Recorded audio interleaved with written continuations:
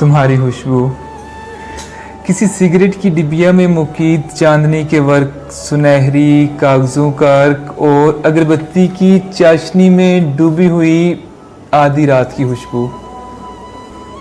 तुम्हारे नर्म से मुफलर में भी तो इतर नहीं कोई। तुम्हारे कोट के पॉकेट में सिमटे ब्राउन वॉलेट से भी ये खुशबू महकती है, मगर तुम हो के कहते हो मुझे तो कोई भी परफ्यूम लगाने की नहीं आदत, मुझे इससे एलर्जी है। तो फिर तुम ही बताओ ना, ये बहकाती हुई खुशबू तुम्हारे साथ क्यों कर है?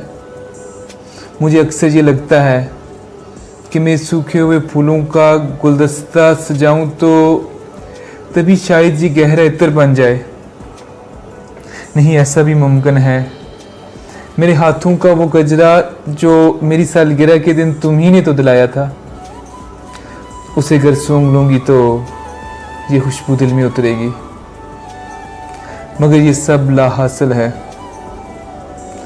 तुम्हारी रूह के अंसर में बहुत यकजात सी, धीमी सी, मुबारक सी ये खुशबू तो मोहब्बत की अलामत है।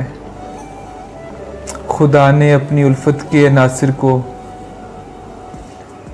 रंगीन रंगों से, जन्नत के तहूनों से तुम्हें ऐसा बनाया है।